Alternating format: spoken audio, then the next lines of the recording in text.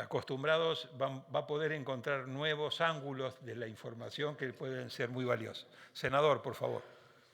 Muchas gracias, muy buenas tardes. Habíamos saludado en la inauguración. Gracias, Daniel, por la presentación. Yo estoy acostumbrado que el senador Chaguán hace eso, entonces no tengo inconveniente en seguir adelante. Bueno, nos han pedido efectivamente que podamos exponer, y voy a ser bien riguroso, básicamente experiencias de comisiones de futuro. Yo creo que eso es la idea, más allá de otras reflexiones que uno puede hacer, es ver cómo hemos funcionado, un poco cómo surgió la idea y cuáles son los ejes básicos con los cuales estamos actuando. A esos efectos, vamos a ver si resulta la tecnología, les preparamos un video En 2011, Congreso Futuro, una iniciativa impulsada por el Senado de Chile, comenzó una importante misión: llevar a todo el país una conversación científica y social con algunas de las mentes más interesantes de nuestro planeta, acercar el conocimiento a las personas, promoviendo el intercambio de las ideas y la reflexión sobre un futuro cada vez más cercano al presente. That humans as we know them will be completely outperformed by artificial intelligence, in which case, again, the big question, the big economic and political question of the 21st century is what to do with all the useless humans. Chile is already leading nations around the world in terms of protecting land and sea, the blue, the green, the turquoise, if you will, the blend. En un trabajo conjunto del Congreso Nacional a través del Senado, la Fundación Encuentros del Futuro, el Consejo del Futuro y el aporte de instituciones nacionales como el Gobierno, el Ministerio de Ciencias, la Academia de Ciencias, las universidades públicas y privadas y diversos actores de la sociedad civil, esta iniciativa ha logrado durante la última década más de 240.000 asistentes presenciales a sus actividades, 8 millones de conexiones virtuales y un total de 1.000 charlas de expositores nacionales e internacionales sobre los temas más relevantes para el desarrollo de nuestra sociedad. He visto muchos niños, muchos jóvenes, eso me encanta. Muchas amigas mías eran, digamos, humanistas entre comillas, y dijeron, no, a mí ahora me gusta ciencia, yo ahora sí que quiero estudiar. A mí me gustó mucho porque hay muchos temas que no conocía y muchas cosas que no sabía que me interesaban. En el afán de llevar esta misión a públicos diversos, Congreso Futuro ha buscado replicar el modelo en actividades paralelas como son Futuristas, Congreso Jóvenes Futuro, Congreso Futuro Regiones y Congreso Futuro en tu comuna. El Congreso del Futuro es un lugar donde transversalmente nos unimos para aportar como país, como continente, como humanidad. Es el evento de divulgación científica más importante de América Latina y uno de los más importantes del mundo. Andrés Bello decía, todas las verdades se tocan. Y es verdad. Y este congreso lo demuestra, porque de distintos puntos de vista, distintas disciplinas, distintos enfoques, finalmente estamos todos llegando a una misma conclusión. Tenemos que aprender a convivir mejor. El futuro no tiene por qué ser una fuente de angustias o el apocalipsis que algunos disfrutan anticipando. Solo quien renuncia a la acción puede ver el futuro como un adversario. El resto, todos nosotros, estamos seguros que el futuro será aquello que la voluntad y la acción común construya. Además de la tarea de democratizar el acceso al conocimiento a través de la divulgación científica, Congreso Futuro busca incidir en el desarrollo de políticas públicas bajo un modelo colaborativo que reúne las posturas de consenso de las universidades, la Academia Chilena de Ciencias, sectores de la sociedad civil y del mundo empresarial. El Congreso Futuro une a Chile, el Congreso del Futuro recupera el encuentro, el Congreso Futuro recupera al humano en el mundo de la inteligencia artificial, pero también el Congreso Futuro recupera la esperanza en un mundo que a veces parece no tener esperanza. Probablemente si vemos cómo reaccionamos ahora frente a los problemas de los próximos 2 años, podemos pensar distinto. Pero si pensamos respecto a los 20 o 30 años que vienen, probablemente podemos pensar entre juntos de una manera bastante similar. Y si somos capaces de eso, y ese es el desafío del Congreso del Futuro, hacemos una sociedad más justa, una sociedad mejor. Es así como bajo este modelo único de colaboración, las autoridades han recogido en distintos procesos de construcción de políticas públicas el aporte de Congreso Futuro, como lo fue en la Ley de Neuroderechos, que posicionó a Chile como pionero mundial en esta materia. Así, Congreso Futuro se consolida como un modelo único de colaboración y articulación que permite generar una visión común sobre cómo enfrentamos los desafíos presentes y futuros de Chile y el mundo.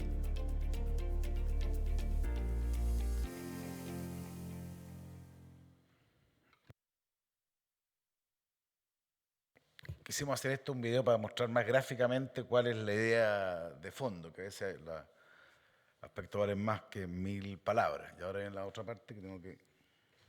No sé si funciona esto.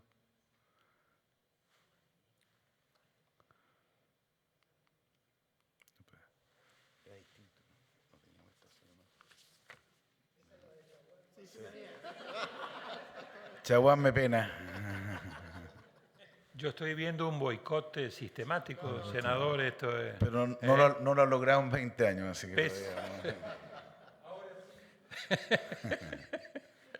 vamos a esperar un... Pero voy a explicarle por mientras, a ver si tratamos de poner Mira, esto surge, y esta es un poco la idea de explicar, digamos, esto surge para el Bicentenario de Chile, el 2011, el momento del Bicentenario, en donde precisamente como se dan las coincidencias, éramos presidente del Senado, era Jorge Pizarro, y estaba Guido, estaba Francisco, estábamos yo, estaba yo en el Senado, y obviamente éramos parte de los senadores, y nos pusimos a reflexionar un poco si era posible en un mundo que nosotros veíamos crecientemente polarizado y recientemente ideologizado, tener espacios para reflexionar en conjunto sobre temas que invariablemente iban a llegar y que quizás no tenían ese sesgo público o político de lo inmediato. Porque yo les quiero decir que pensamos todos políticamente diferentes. Aquí no hay un tema de derecha o de izquierda, aquí estamos todos. Pero entendimos, y eso es bien relevante, que es clave tener en una sociedad o en un Congreso que toma decisiones, tener capacidad de buscar temas que de alguna manera nos puedan hacer entender temas comunes. Y de ahí surge esta comisión, y que es conformada como una comisión más del Congreso, tal como hay una comisión de Hacienda, una comisión de Constitución, una comisión de Agricultura, se armó la Comisión de Futuro, cuya objetivo, y esto es bien importante porque me han preguntado algunos, digamos, básicamente es eso, pero con algunos elementos diferenciadores, que son básicamente una comisión, primero, algo muy poco común en el Congreso, que escucha. O sea, nosotros tenemos una vocación de escuchar, y hay mucha gente que nosotros hemos tenido desde esa fecha 250 sesiones, ese es más o menos el número exacto, donde han pasado virtualmente miles de personas, a veces a explicar una visión respecto de la astronomía, otro respecto del mundo de la salud futuro, otro respecto del océano como fuente de alimentos hacia las décadas venideras. Escuchar. Segundo, darle siempre una incorporación de la ciencia en la toma de decisiones. Ustedes no se imaginan lo útil que ha resultado eso. Entender que hay que escuchar a la ciencia, hay que escuchar a las universidades. Y nuestra comisión tiene algo bien único. A pesar que somos 5 senadores, porque en las comisiones de senadores somos 5, tienen derecho a estar presentes, y lo hacen, siempre la presidenta de la Academia de Ciencias, y si quieren hacerlo los rectores de universidades, y a los cuales están citados siempre a todas y cada una de las sesiones, porque la idea es darle una ciencia. Lo tercero es generar una cultura de reflexión. Eso es muy importante, una cultura de reflexión, porque eso hay que pensarlo, ahí vamos a funcionar. Entonces, estaba viendo la historia, eso es la red multidisciplinar, superar la contingencia y que sea un espacio de articulación. Eso es lo que buscamos, no aspiramos voy a hacer algo bien brutal, de ganarle una elección al otro. Para eso están otras comisiones, para eso hay otros momentos, para eso están las elecciones y hay harto materias por las cuales discutir. Pero hay temas que sí nos parecen fundamentales entender. Entonces, hemos hecho de 250 sesiones, hemos recibido a más de 710 instituciones científicas, académicas, nacionales e internacionales, y adicionalmente, y a pesar de que eso siempre ha sido un objetivo, pero no lo centramos como el eje, hemos sido parte de algunos proyectos de ley que hemos pedido especialmente a la Comisión verlos porque entendíamos que eran temas de futuro. No todos los temas, aquellos temas que sentimos que había capacidad de articulación común. El Ministerio de Ciencia, en Chile no había un Ministerio de Ciencia, pero yo creo que tiene que haber un Ministerio de Ciencia, y bueno, de hecho lo hay, y que nació precisamente además de la Comisión. Un proyecto de neuroderechos, algo que yo lo explicó, digamos, cuando uno habla del mundo del futuro y habla del mundo de los datos también están en una pugna permanente contra la naturaleza de la persona, de la humanidad de la persona. ¿Cómo defender esa humanidad propia respecto a los datos que nos puedan entregar, pero también sacar? Y ahí se establece también, de hecho, que sí, dicho sea de paso, ya ha sido usado para defender a los individuos respecto de datos que circulan y que no están autorizados, que pueden ser dañinos por las personas. Eso es una ley que tiene garras, no tiene solamente una declaración. Una ley sobre genoma humano, hay que discutirla ahora. Estamos en plena discusión, eso todavía no es ley, pero estamos terminando. Quienes nos ayudan, cuando surgió la idea, es todas las universidades, o sea, los departamentos de biología, de ética, de medicina, están involucrados en ese proyecto de ley para darnos las señales comunes respecto de cómo uno es dueño de su identidad y no es algo que se pueda disponer libremente, menos sin consentimiento. Y ahora estamos, lo decía Francisco, una ley, o sea, ya aprobamos la ley de prospectiva basada en conocimiento, o sea que en el fondo es cómo dar una institucionalidad de reflexión hacia lo que se viene. Esas son parte de las leyes. Y paralelamente hemos generado alianzas para ampliar el tiempo y el espacio destinado al debate. En la comisión nosotros funcionamos. ¿Qué significa eso? Primero, el Congreso del Futuro, que es lo que explicamos. Te pusimos a ti, pues estábamos ahí. El Congreso del Futuro, que es la parte más, digamos, más importante de esta comisión, que es una institución, ustedes lo han visto, que lo mostramos, que tiene un mérito bien relevante, son el mundo de los científicos, el mundo de los expertos, el mundo de los filósofos, que vienen. Nosotros tenemos 5 días que en enero de cada año, que yo digo realmente los que creo que los uruguayos han estado ahí, que estado ahí, con alianzas con los medios de prensa, donde se transmiten las charlas científicas o visiones respecto de temas que se nos vienen. Yo les voy a decir un ejemplo, porque creo que el ejemplo para mí es muy importante. Me acuerdo, bueno, este congreso además tiene una característica que no lo digo, pero quiero establecerse. No es solamente este congreso en la región metropolitana, también tiene un efecto de centralizar. Cada uno de los científicos que vienen le pedimos que haga una charla en el eje central, pero además que vayan a una región de Chile, a todas las regiones de Chile, y hoy día estamos en todas las regiones de Chile. Un día de esos 5, adicionalmente, tienen un congreso respecto del tema que nosotros creemos, lo preguntamos a las universidades locales, más les puede interesar. El mundo, algunos el mundo agrícola, otros puede ser el mundo del agua, otros puede ser el mundo de la desertificación. Nuestro país es bien variado en eso. Y va un científico. ¿Y qué tipo de cosas son importantes? Me acuerdo, por ejemplo, en el Maule, que fue un premio Nobel de Medicina, que había venido para acá y fue al Maule. Maule queda como a 200 kilómetros. Se llenó el teatro local y él habló 15 a 20 minutos respecto de cómo iba a ser el futuro de un punto de vista de la salud. Y me acuerdo que decía cosas impresionantes. Usted en 10 años más, o sea, no nos queda mucho con 35 cc de sangre en 35 minutos con $35, usted va a poder saber el estado de salud de cada uno de sus órganos. Hasta ahí yo estaba bien, pero también el futuro de sus órganos. Y ahí ya me empecé a enredar, ¿no? Porque no solamente cómo está tu hígado, que siempre es un problema, digamos, ¿ah? Sino cómo va a estar tu hígado, o cómo está tu riñón, cómo va a estar tu riñón, cómo está tu corazón, cómo va a estar tu corazón. Y decía yo, ojo, porque nosotros estamos avanzando mucho en medicina, pero hay un problema hay dos problemas que no podemos resolver. Uno, la piel, el órgano humano más difícil de resolver. Y segundo, la capacidad de los huesos, porque el cuerpo humano, los huesos están definidos hasta para 120 años. Y probablemente en el futuro vamos a tener órganos que van a durar más que eso, pero se empiezan a quebrar los huesos. Entonces me dijo, y yo le aseguro, que el principal problema de Maule va a ser los elementos para operar las fracturas de cadera. Llamamos inmediatamente al director del hospital y me dice, ¿sabe que se me están acabando? Cosa que antes no se fracturaba.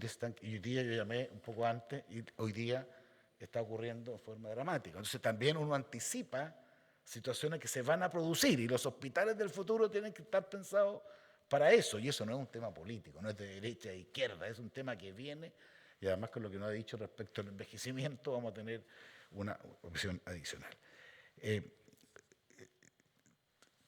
Funcionamos además con un Consejo del Futuro, que es un organismo que está aquí, la representante Carolina, que se hace cargo, digamos, de toda la organización de las distintas instancias de participación del Congreso y también la Fundación Encuentros del Futuro, que está aquí, que varios representantes que nos ayudan bajo un concepto de democratizar el acceso al conocimiento e incidir en el desarrollo de las políticas públicas. Entonces, tenemos alianza estratégica con esto que nos arma este cuento. Y el Consejo de la Fundación trabaja en el Consejo Futuro Regiones, estamos tratando de hacer en comunas, en otro espacio de tiempo que tenemos, y dos proyectos que son bien entretenidos, que algo se mostró, los futuristas y el Consejo de los Niños y los Jóvenes.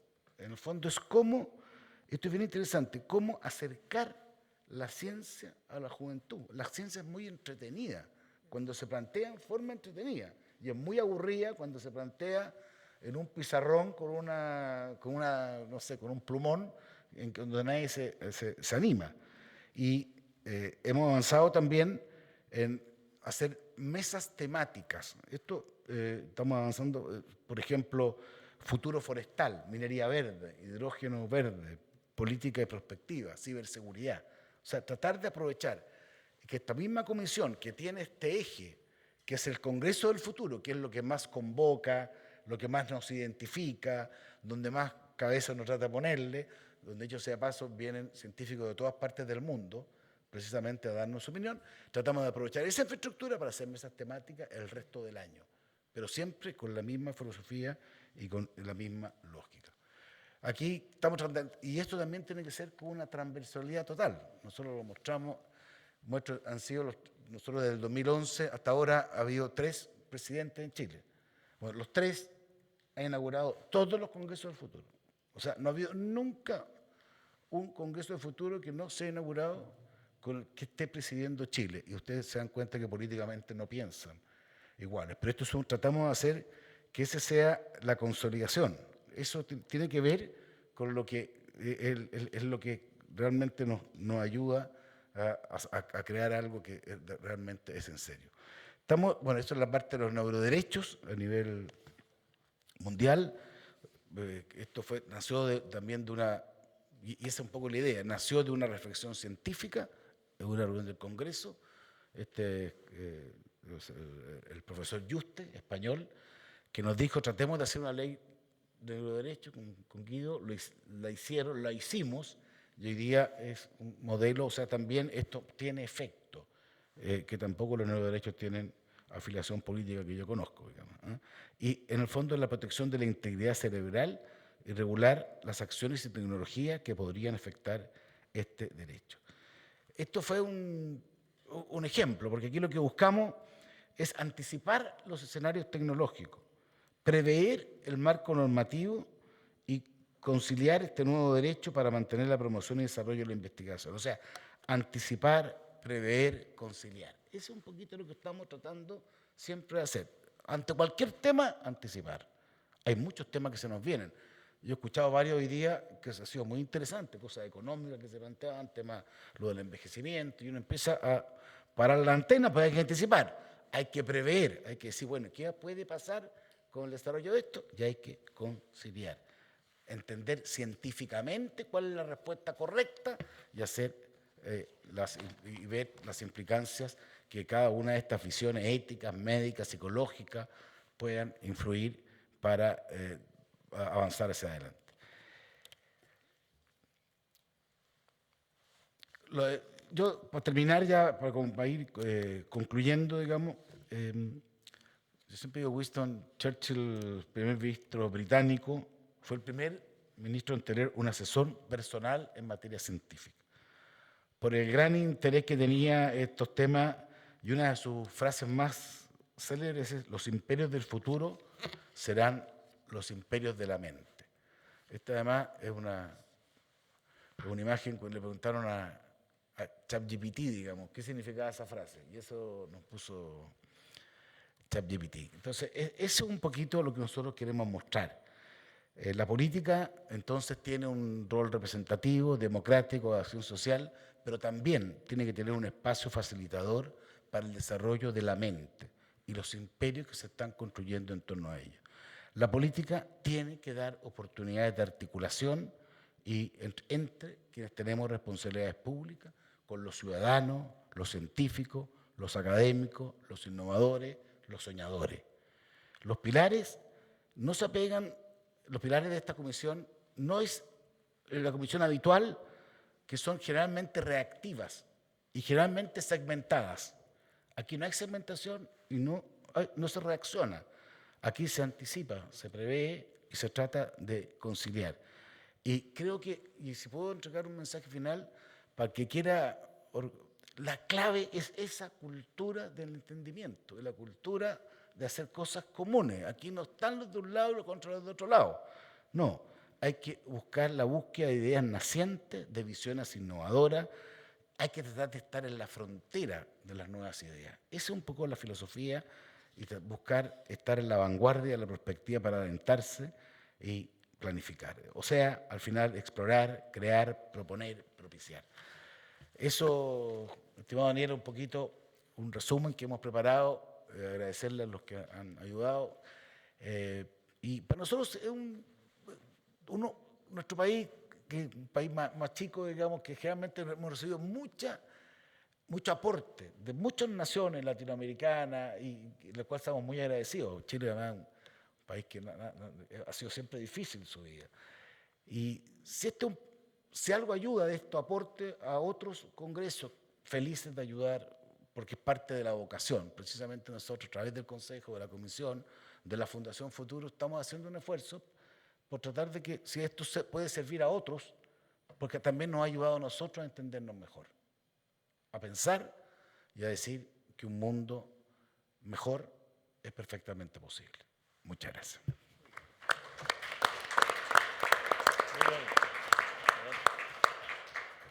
Muchísimas gracias, senador. Cosas que rescato. Saber escuchar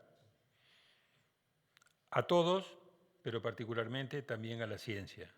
Cultura de reflexión y también cultura del entendimiento. Todo lo que tiene que ver con democratizar el acceso al conocimiento, todo lo que tiene que ver con el acceso de manera creativa e interesante de la ciencia a la juventud. La regla de 3, anticipar, prever y conciliar, y estar siempre en la frontera de las nuevas ideas, pero siempre con esta perspectiva de cómo lograr incorporar los insumos de la ciencia, los datos de la ciencia, la asesoría de la ciencia. Con base en la experiencia suya, pero también aprovechando que tenemos a Jorge y a Guido, luego ya para la parte del intercambio, creo que sería muy importante si ustedes pueden compartir con nosotros cuáles son las 3 o 5 recomendaciones, enseñanzas, buenas prácticas o factores de éxito que aquellas otras personas que están queriendo iniciar este tipo de comisiones de futuro ustedes sugieren con base en la experiencia?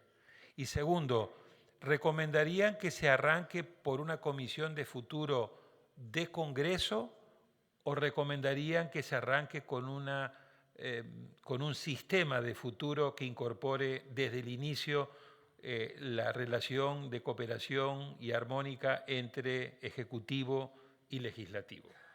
Eso lo quiero dejar para la parte del debate porque creo que queremos pasar a, bueno, qué enseñanzas y qué buenas prácticas concretas surgen. Así que muchísimas gracias. E invito a Guido y a Jorge también a participar. Ahora toca el uso de la palabra a otra persona que tiene una muy reconocida experiencia en este tema. Yo he sido testigo de su compromiso en la reciente y pasada cumbre en materia de comisiones de futuro que tuvo lugar en el mes de octubre del año pasado en Montevideo, que es el diputado Rodrigo Goñi, quien es presidente de la Comisión de Futuro de la Cámara de Diputados del Congreso del Uruguay, a quien le doy la bienvenida a este panel y lo invito a que idealmente entre 10-12 minutos nos comente la experiencia del caso uruguayo. Diputado. Gracias, Daniel. Vamos después a agregar una publicación que hemos hecho con el PNUD sobre lo que ha sido la experiencia en estos 4 años que llevamos en la Comisión de Futuros de la Asamblea General, es de todo el Congreso. Es una comisión bicameral. Además de lo que ya se ha dicho acá de los por qué, no tenemos que abundar los por qué. Por suerte acá estamos todos convencidos. Sí tenemos que convencer a los demás de por qué hoy la Comisión de Futuro, que quizás cuando Finlandia o hace mucho tiempo Chile la crearon, podía ser algo más de vanguardia. Hoy, si no hay una Comisión de Futuro en el Parlamento, ese Parlamento está en problema. A mí me gusta provocar, cuando me enojo mucho en el Parlamento, les digo, este Palacio Uruguay Legislativo, como la mayoría de los palacios, son preciosos palacios. Les digo, bueno, esto va a pasar a ser muy pronto un museo, ¿no? Porque como museo sería precioso si hablamos de las cosas que hablamos. Si queremos seguir siendo Parlamento con esas 3 funciones que tenemos, ¿no? De legislar, de controlar, tenemos que incorporar la gobernanza anticipatoria. No hay alternativa, no hay alternativa. Las razones ya las hemos hablado acá. La complejidad, el aceleramiento, la incertidumbre, hace imposible, como decía Juan Antonio, seguir con el paradigma reactivo. El que utilice un paradigma reactivo para los grandes temas está haciendo cualquier cosa menos ser parlamentario, menos representar. Ya no digo representar a las generaciones futuras, digo a las generaciones actuales. ¿Cuáles son los temas, todos estos temas que hemos venido pasando acá? ¿Cómo se pueden abordar si no es con una postura anticipatoria, sin un giro anticipatorio? ¿Va a estar legislando para la historia? Ya sabiendo todos que es una necesidad, yo también tengo que compartir y sobre todo para transmitir a los demás parlamentos de nuestra Latinoamérica que la experiencia en Uruguay ha sido extraordinariamente exitosa, porque todos esos por qué y todos esos para qué se han logrado muy fácilmente, porque la coyuntura, por ejemplo,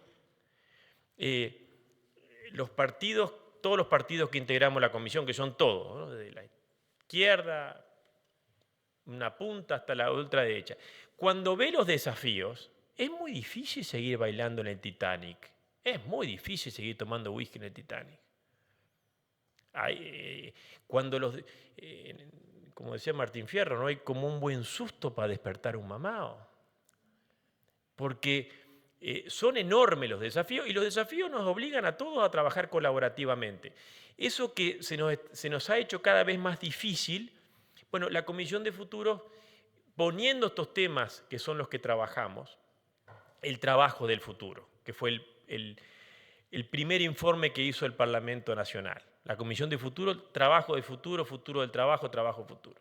Y bueno, son tantas las amenazas, pero también son tantas las oportunidades, como decía al comienzo, que no podíamos soñar hace 20 años que podíamos lograr esa inclusión, esa integración, esa igualdad de oportunidades, porque ahora las tenemos, si hacemos los deberes, si hacemos la alfabetización en inteligencia artificial. Hoy podemos equiparar a muy buena parte, no digo a todos, porque sabemos que hay la exclusión, hay grupos muy duros, pero hoy podemos equiparar, si alfabetizamos en inteligencia artificial, realmente en una igualdad de oportunidades que todos hemos soñado hace mucho tiempo. Ahora, esos deberes son los que hay que hacer. Y esos deberes no se van a hacer si no se abordan con estas metodologías, ¿no? Puse una de las slides que usamos generalmente para mostrar a otros lo que nosotros venimos haciendo. Que no voy a reiterar, porque ya estamos llegando al final del día. Juan Antonio lo decía, ¿qué se hace? Y bueno, hoy sin el saber científico y tecnológico, que son los que están moviendo el mundo, bueno, si un legislador pretende saber lo que solamente lo científico y tecnológico, y apenas porque van corriendo, como ellos mismos dicen, lo pueden aportar, sin la integración permanente, no como asesor, vení un día, escucho, 5 minutos desde otro lugar, muchas gracias y se va. No, eso no sirve para nada. La integración permanente que permiten estas comisiones de futuro, que no lo permiten naturalmente el resto de las comisiones, porque si no, el tema de la representación, bueno, hasta dónde se puede poner a un nivel horizontal un representante de la ciudadanía y el experto. Bueno, las comisiones de futuro lo permiten y los resultados son los que Chile ha demostrado o Finlandia ha demostrado. Uno entiende, para empezar, entiende los problemas con su complejidad, que sin ellos no lo podríamos hacer. Uno aborda, y sobre todo, creo que es lo más apasionante de esto, es poder transformar en el antes y en proyectos que nosotros hemos seguido a Chile. El de neuroderecho, antes de que ocurra, después que ocurra, como decía al comienzo, decía Sam Altman, y si las cosas salen mal, después no tiene, en este caso no tiene arreglo. Más allá de que, por supuesto, tenemos que seguir aspirando a la restauración, la recuperación, pero hay cosas que van a ser mucho más difíciles. Si el transformamos antes, que ahora no tenemos tiempo porque esto viene todo así, tenemos alguna chance. Es un tema de responsabilidad, la anticipación responsable. Comisión de Futuros es la anticipación responsable. ¿Qué cosa más linda puede hacer un político? Entonces, en ese proceso que integra el saber científico y tecnológico, que lo hace con una metodología rigurosa, como también decía, y para eso a mí me gustó mucho escuchar a Tudorache hoy decir que los parlamentarios europeos tuvieron que prepararse para encarar una regulación de la inteligencia artificial. Lo dijo 2 o 3 veces. Y entonces, esa capacitación que a mí me ha llevado mucho tiempo, pero después uno ya agarra la metodología, ¿no? Y creo que es muy bueno que los parlamentarios todos cambiemos. Si no cambiamos, ¿saben qué pasa? Lo que debe pasar también en el Congreso de Chile. Pasamos 30 horas hablando de la ley de la propina o la ley de... que no va a haber propina si no arreglamos otras cosas.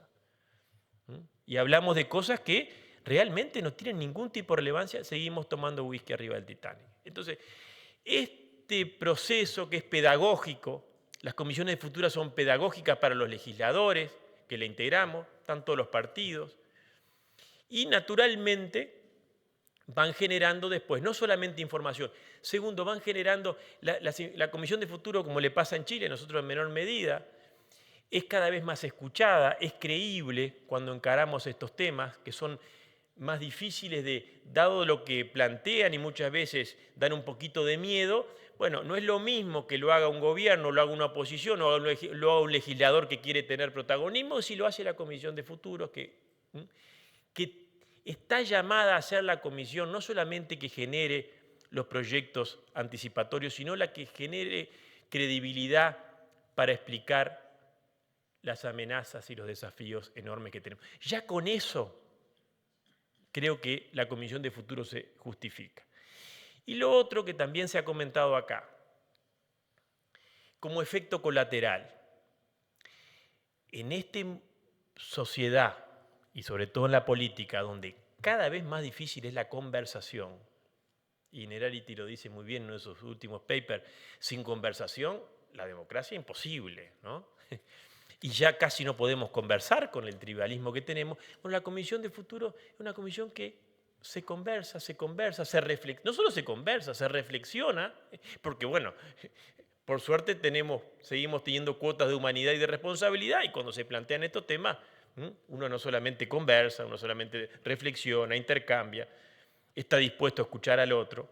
Entonces, termino. Son todas ganancias. Yo me he transformado en un fan de las comisiones de futuro porque además es un espacio, yo lo equiparo a veces a los planes piloto. Vamos a hacer plan piloto, los poderes ejecutivos hacen planes piloto. Bueno, este es un plan piloto dentro del Parlamento para demostrar que este cambio, que es muy importante, ¿tá? Los que estamos acá estamos hace más tiempo, ¿no? Y ya nos convencimos, ya estamos practicando, pero para el resto no. El resto sigue con el paradigma reactivo. No lo digo desde un lugar de adelantado, lo digo porque, bueno, es así. Y este giro anticipatorio, bueno, acá tenemos el plan piloto que como empieza a funcionar, después los demás, que no son, nadie es choto, ningún político es choto, perdón, bobo, lo toma. Y termino, Daniel. Yo también, cuando decía que a algunos les causó gracia, hasta hace poco me decían, Goñi, bueno, hablemos de política, déjese de hablar de esas cosas que son de futuro, no es política. Ahora también uno puede entusiasmar a los políticos, porque estos son los temas de agenda, van a ser los temas de agenda. Porque ya cuando la inteligencia artificial pasa a ocupar las primeras tapas de los diarios o de los portales, bueno, también es un incentivo para los políticos de entender todo esto para que sean invitados por los debates y los programas de televisión y de radio. Así que todo para ganar. Yo felicito y agradezco, y lo hice anteriormente al secretario de la CEPAL, porque a veces hay que dar unos empujoncitos, ¿no? Y a veces cuando los parlamentos están muy peleados, que casi que ni se hablan, ni proyectos, bueno, que venga alguien y sugiera por qué no hacemos esto, no hacemos este proceso. El proceso de capacitación es muy importante y eso a veces ayuda mucho. Nosotros nos ayudó el PNUD, hemos hecho procesos de capacitación de los legisladores y todo eso coadyuva a que el Parlamento realmente se ponga a la altura de las circunstancias, y un Parlamento que se quiera poner a la altura de las circunstancias en las que vivimos tiene que hacer esta gobernanza anticipatoria en la práctica legislativa, y las comisiones especiales de futuro son la forma que hay que seguir. Gracias, Daniel.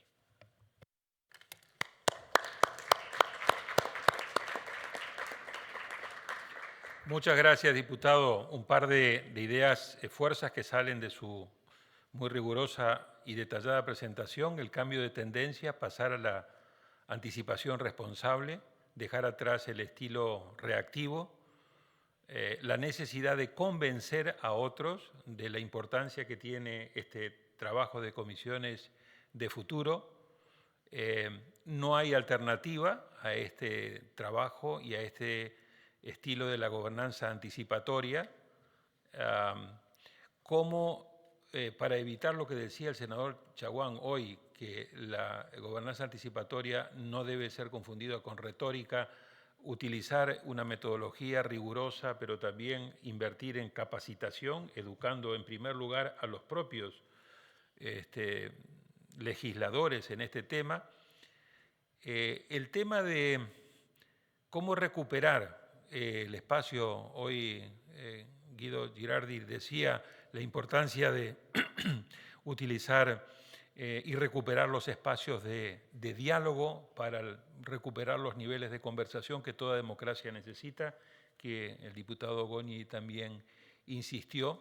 Así que creo que muy en la línea de lo que señaló el senador Coloma en su presentación, y también le dejo el encargo de que ahora después en el debate nos ayude a identificar 3 o 4 de las buenas prácticas que en el caso de Uruguay han sido muy importantes para poder tener el éxito que usted nos ha referido. Entre otras cosas, la pasión con la que usted habla sobre el tema, que quiere decir que no es solamente que usted cree en esto, sino que además está plenamente convencido, y me parece que eso también es uno de los factores muy importantes. Pasamos de la experiencia a las otras 2 casos donde más que experiencia hay mucho interés en ver cómo se profundiza, sin perjuicio de que se han hecho ya algunos avances en ese sentido. Y entonces quiero invitar en primer lugar a la diputada Andrea Álvarez de la Asamblea Legislativa de Costa Rica, agradecerle su presencia en esta conferencia. Y por espacio de 10-12 minutos, por favor, diputada, si usted nos puede comentar qué está ocurriendo en la Asamblea Legislativa en Costa Rica, qué están pensando hacer, qué utilidad podría tener una iniciativa como esta para ayudar a cristalizar, en el caso de la Asamblea Legislativa, una comisión de futuro. Gracias. Muy buenas tardes a todas las personas que nos acompañan en este evento. Es para mí un verdadero honor estar en la misma mesa con las personas que han creado las comisiones del futuro, que es algo que desde Costa Rica y desde mi despacho hemos procurado emular. Para contarles un poco lo que hemos hecho hasta el momento, nosotros tomando como base la experiencia chilena desde el 2022, que yo asumo como diputada en la Asamblea Legislativa, organizamos un Congreso del Futuro con la visión de que en estos 4 años, que es mi periodo, proponer la institucionalización de la Comisión del Futuro, pero yo sí quería tener un camino recorrido y legitimidad para poder proponer la comisión, que me parece que es el paso fundamental. A mí, como ciudadana, me interesó este tema de los congresos del futuro por varios puntos. Uno, ya lo han mencionado varios de ustedes, pero me parece importante recalcarlo, que es pasar más allá de la inmediatez como diputada. Yo siento que buena parte de mi trabajo y buena parte de mi tiempo en la Asamblea Legislativa lo dedico a diferenciar qué es un proyecto de ley viable de lo que no es viable, y veo que mi trabajo es convertir eso en algo viable que se vaya a convertir en ley, aunque no sea la ley perfecta. Pero creo que en ese ejercicio puede sacrificarse un poco el idealismo y como la visión de luces largas. Entonces era algo que lo había visto como asesora en la Asamblea Legislativa y que no quería replicar como diputada. Entonces, aparte de mi trabajo cotidiano, quería tener un espacio donde no fuera víctima de esa viabilidad, de ese constante pensamiento en qué es posible en este momento. Entonces me parecía que los congresos eran una forma de desligarse de lo posible en un momento específico de coyuntura. Otro tema es que las personas en política, una vez electas, tenemos mucha presión de dar resultados, y a veces para dar resultados se hacen políticas de corto plazo, y es importante vencer esa trampa porque ocupamos legislar a largo plazo, aun cuando nuestros periodos sean cortos. Entonces me parecía que el Congreso del Futuro permitía tener esa visión de largo plazo independientemente de esa presión de generar resultados en el corto plazo. Y finalmente, algo que, bueno, desde antes de estar en política yo había empezado mi vida profesional en la academia, y mis jefes siempre enfatizaron mucho que aun cuando fuéramos académicos teníamos que tener vínculos directos con la política para incidir la política. Entonces la interacción entre la academia y la política es algo que a mí me ha parecido importante a lo largo de mi trabajo profesional, y generar un congreso de alto nivel académico, pero en el seno de un foro político, me parecía que era una enorme oportunidad para vincular todo lo que se está avanzando desde la academia con la política, la parte más práctica. Entonces esto dio origen a que nosotros iniciáramos con las actividades de los congresos del futuro. Durante los 2 años, y ahora ya estamos planeando el tercer año, que es en noviembre, hemos tenido 6 ejes. Yo al inicio pensé que los íbamos a cambiar, pero al final preferí más bien dejarlos igual para ver un poco el conocimiento acumulado a lo largo de los años. Estos ejes son derechos humanos del futuro y ciudadanía del siglo XXI, donde conversamos un poco sobre temas como derecho al olvido, como un nuevo derecho humano, pero también desde la ciudadanía, pero no solo la ciudadanía global, sino también local, desde lo municipal. Otro eje es la economía del futuro, que lo quisimos vincular también con modelos como el cooperativismo, porque parte de pensar el futuro también es rescatar lo mejor del pasado, y yo soy fiel creyente de que el modelo cooperativo, que es histórico en mi país, todavía tiene mucho que aportar desde una visión más futurista y más para las juventudes. Un tercer eje fue el futuro del trabajo, donde el año pasado tuvimos una ponencia muy interesante que fue sobre el futuro del trabajo para juventudes que salen del sistema penitenciario, que es como muy específico y de primera entrada parecería no ser del futuro, pero en realidad es una de esas poblaciones que está quedando rezagada y que tiene que ser parte de las conversaciones sobre el futuro. El quinto eje ha sido riesgos existenciales, donde, para serles franca, yo pensaba que principalmente las conversaciones iban a girar en torno a cambio climático o temas de seguridad alimentaria, y más bien muchas del énfasis se fue en temas de Internet autónomo y las preocupaciones con lo que mencionaban antes, de hecho, del humanismo y el transhumanismo, que me pareció muy interesante porque no pensé que se iba a ir por ahí. Y el sexto eje, inteligencia artificial y ética, para ver un poco las oportunidades y los desafíos con la inteligencia artificial. Producto de estas conversaciones hemos generado varios proyectos de ley, uno sobre el derecho al olvido, pensando principalmente en las juventudes y en el uso de Internet, que en la juventud puede ser de una forma, pero ya cuando ingresan a la edad adulta puede generar desafíos en haber vivido la vida en las plataformas. Otro tema tiene que ver con cooperativismo digital. Otro, de hecho, sobre neuroderechos, que nos basamos en la experiencia chilena, aunque a diferencia de ustedes lo propusimos como proyecto de ley y no como reforma constitucional, porque la forma en la que se trabajaría en Costa Rica la reforma constitucional no necesariamente se llegaría a una primera lectura, entonces no necesariamente se generaría la conversación. Al hacerlo como un proyecto de ley obliga a que la comisión tenga que tener la conversación independientemente de qué tan lejos llegue el proyecto de ley. Entonces yo pensaba que esa era la vía más adecuada para ponerlo en la agenda. Y finalmente, y este es el trabajo más reciente, sobre el acceso, más bien el uso excesivo de pantallas en las juventudes, que es el otro tema que vamos a trabajar como proyecto de ley. En cuanto a los pasos que siguen, definitivamente debemos institucionalizar este esfuerzo, tener una comisión del futuro en este momento, y supongo que no es diferencia con sus países. El Parlamento de Costa Rica tiene un exceso de comisiones, entonces no hay necesariamente el mejor ambiente para crear una comisión desde cero. Entonces nuestra propuesta es, y que veo que es la que han seguido varios de ustedes, es la transformación de la Comisión de Ciencia, Tecnología y Educación en una comisión del futuro, que me parece que es lo más viable y lo que nos va a generar más apoyos. Y además, si transformamos una comisión existente como parte del reglamento legislativo, ya sería una comisión permanente en el tiempo. Si fuera una comisión nueva, podríamos tener el riesgo de que sea una comisión especial y que no pase de este periodo. Entonces, me parece que, o nos pareció que esta era la vía más apropiada.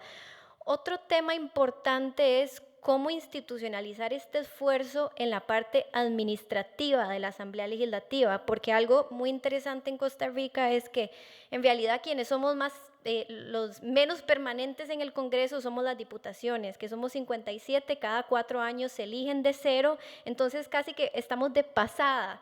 Y nuestras asesorías prácticamente también, porque no necesariamente van a seguir en los periodos subsiguientes. Quienes realmente forman la columna vertebral de la Asamblea Legislativa es la parte administrativa y son quienes tienen todo el acervo técnico para la preparación de la ley. Entonces, paralelo a crear una comisión de legisladores, me parece importante avanzar a nivel administrativo de la Asamblea. ¿Cómo formamos a las personas que trabajan en servicios técnicos de la Asamblea, en las comisiones de la Asamblea, para que manejen estos temas de prospectiva y que verdaderamente garanticen que esto continúe en el tiempo? Otro tema es cómo consolidar este esfuerzo también desde el Poder Ejecutivo. Antes de escucharlos hoy, mi idea o mi pensamiento se iba cómo fortalecer la unidad de prospectiva del Ministerio de Planificación Nacional en Costa Rica. Ahora que los escuchaba a ustedes y al senador Chaguán sobre el riesgo de que se politicen estos esfuerzos, pues me da cabida a darle pensamiento a la idea de la creación de una agencia que honestamente no era algo que teníamos en mente. En cuanto a lecciones aprendidas y desafíos, yo creo que una enorme oportunidad es que al ser conversaciones de tipo académico, uno puede provocar un poco más en ciertos temas que tal vez no van a generar un escándalo que podría ocasionar presentar un proyecto de ley. Entonces, por ejemplo, el año pasado conversamos un poco sobre eutanasia, que en un país como Costa Rica pues, podría generar bastante polémica, pero al ser parte de una conversación más académica, como que hubo más tolerancia a tener este tipo de conversaciones. Y era enmarcada en una conversación sobre qué es el buen morir, que me parece que es algo que deberíamos de estar conversando relacionado con el envejecimiento y los desafíos que vamos a tener demográficos. Entonces creo que los congresos dan esta posibilidad de generar conversaciones sin polarizar en exceso. Otro aspecto es que he sentido que hay buena disposición de diferentes sectores de participar. A veces cuando yo me acerco a determinado sector como diputada, el hecho de ser de determinado partido político podría generar cierta cautela en determinados sectores. Al estar trabajando en temas del futuro que no están asociados a coyunturas politizadas en el momento, da una mayor apertura a que sean parte de estos esfuerzos. Como desafíos, uno muy importante es cómo comunicarle a la ciudadanía que estos temas tienen que ver con su vida cotidiana, porque algo que me ha preocupado a mí con el tema de neuroderechos es cómo comunico a los costarricenses que este tema es igualmente importante que temas como la lucha contra la pobreza o la creación de empleo o la reducción de la desigualdad. ¿Cómo comunico que neuroderechos tiene vínculo con lo que están viviendo en su vida cotidiana, especialmente en coyunturas pues, desafiantes como las que están viviendo nuestros países en este momento? Otro aspecto es cómo institucionalizar ese vínculo entre academia y política. A veces yo como diputada voy a eventos académicos, escucho las ponencias, pero mi primera pregunta es, ok, ¿dónde está el proyecto de ley asociado a todo lo que me acaban de decir? Que tal vez desde mi despacho y al no ser experta en esos temas, me es más difícil transformarlo en un proyecto de ley. Entiendo que para la academia no es el trabajo de ustedes convertirlo, el conocimiento en un proyecto de ley, pero entonces, ¿cómo podemos generar conversaciones que hagan más efectivo esa traducción del conocimiento de vanguardia a política pública o en este caso propuestas de legislación? Y finalmente, yo creo que las comisiones del futuro, especialmente que están trabajando con temas que ya están, pero que también que vienen, son una enorme oportunidad para que en América Latina hagamos nuestra propia legislación. Es de sumo valor escuchar experiencias de otras latitudes, y especialmente algo que aprendí en Flaxo, donde trabajé al inicio y que es algo muy de CEPAL, ¿Cómo generamos legislación para América Latina desde América Latina, sin tener que recurrir o sin tener que depender de lo que ocurre en los países desarrollados? Creo que estas comisiones nos dan una oportunidad de empoderarnos nuevamente como latinoamericanos y generar nuestras propias creaciones. Por ahora lo voy a dejar ahí y nuevamente agradecerles por esta oportunidad de compartir experiencias, pero sobre todo de aprender de quienes nos han antecedido. Muchas gracias. Muchas gracias, diputada Álvarez. Realmente estupendo la reflexión con todos los puntos que usted fue delineando como desafíos. Hay una variable que no mencionó, particularmente por el tema de que son 4 años y, como usted bien dijo, todo el mundo para afuera y viene toda gente nueva, que es la variable de tiempo. Las elecciones fueron en el 2022, estamos en el 2024, se le queda una ventana de oportunidad relativamente pequeña para meter el proyecto. Después, en la parte del debate, creo que sería importante ver en esta ventana reducida de tiempo cuál podría ser una buena estrategia para tratar de, como usted bien dijo, transformar la comisión que ya existe en una comisión de futuro, de manera tal de que eso le facilitaría y dejaría ya la semilla sembrada e institucionalizada la comisión. El otro tema que me interesó mucho y que quizá valdría la pena es el tema de comunicación. O sea, cómo uno comunica este tipo de reflexiones que son tremendamente relevantes, pero cómo lo conecta. Esto importa no tan solo para el futuro, sino que esto importa también para el hoy. Y esa es la conexión. Entonces, me parece que ese es un elemento importante. Mencionó 6, pero creo que saltó del 3 al 5. Le faltó creo que el 4, porque no oí cambio climático. Estoy seguro que de Costa Rica uno de los 6 tiene que ser algo sobre cambio climático, ¿verdad? Ese debe ser riesgos existenciales. Ahí está, sí. Perfecto. No, dijo derechos humanos y ciudadanía del siglo XXI, dijo economía del futuro, futuro del trabajo, riesgos existenciales y, en última instancia, todo lo que tenía con inteligencia artificial y ética. Esos son 5. Sí, lleva razón usted. El segundo es transición demográfica y salud. Eso, transición demográfica y salud en la línea de lo que vimos hoy. Muchísimas gracias. Entonces, ahora vamos a la diputada Blanca Alcalá Ruiz, actual vicepresidenta de la Mesa Directiva de la Cámara de Diputados de México y presidenta del Consejo Consultivo del Parlamento Latinoamericano y Caribeño, Parlatino. Muchísimas gracias, diputada Alcalá Ruiz, por estar con nosotros, por venir, muy interesada en escuchar tanto lo que se ha venido haciendo y se piensa hacer en la Cámara de Diputados. Sabemos que ha habido una elección con unos cambios, digamos, muy significativos en la integración del nuevo Congreso que asumirá el 1 de septiembre en México, pero también en su otro rol como presidenta del Consejo Consultivo del Parlamento Latinoamericano y Caribeño Parlatino. Creo que también es muy importante ver la interfase de colaboración que se podría ir teniendo. Así que le escuchamos con mucho interés. Muchas gracias nuevamente a ti, Daniel, y a todos los participantes. La desventaja de hablar casi al final de la jornada es que muchas de las cosas que tenía pensado planear definitivamente ya han sido abordadas, así que permítanme en ese sentido recapitular brevemente en algunas de ellas y sobre todo, y además respondiendo a la pregunta orientadora que nos habían acercado, tratar un poco de entender cuáles serían las lecciones aprendidas en nuestros parlamentos y a partir de ellas, cuáles tendrían que ser entonces también las limitantes y los desafíos que necesitamos para impulsar una agenda del futuro. Decía hace unos momentos que muchas de las expresiones con las que coincido definitivamente son trascendentes. Lo hizo Arantxa González y el propio diputado Goñi cuando nos hablaban que la agenda del futuro pues no es otra cosa más que anticiparnos al futuro, pero para prepararnos mejor. O bien también cuando lo señalaban en sus intervenciones, cómo retomamos cómo evitamos la retórica del futuro y definitivamente establecemos método en nuestro trabajo.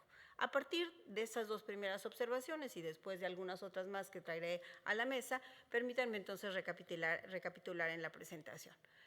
Primero, seguramente todos en algún momento tuvimos contacto con esta encuesta que a partir del Foro Económico Mundial se hizo a 1.490 expertos en octubre de 2023, en donde se hablaba de los riesgos globales con el mayor impacto o gravedad probable. Ahí se identifican, sin duda, los temas que están relacionados con los aspectos ambientales, con los económicos, con los geopolíticos, con los sociales y con los tecnológicos, muchos de los que hemos hablado a lo largo de esta jornada. Se habla del impacto que tendrán en los próximos 2 años y, por supuesto, cómo incluso estos van a evolucionar en los próximos 10 años. Un poco en el corto plazo, pero también la perspectiva que implica en los siguientes 10 años. A partir de ahí, sin duda, estas amenazas que involucran todos estos temas que hemos estado señalando se manifiestan de distinta manera. Tenemos, por ejemplo, en el aspecto medioambiental, también ya se ha referido en esta jornada, pues la pérdida de hasta el 32.8% de la biosfera en el bosque del Cerrado brasileño, solo por mencionar un dato, o bien en los temas que representa la crisis hídrica, y en este caso el 40% de la población mundial, que hoy tiene problemas de escasez de agua, o los 2.2 millones de muertes que ocurren en el mundo derivado al consumo de agua sucia, o bien la expansión agrícola que se ha registrado en el planeta y que representa hasta un 70% de la pérdida de la biosfera por la misma expansión.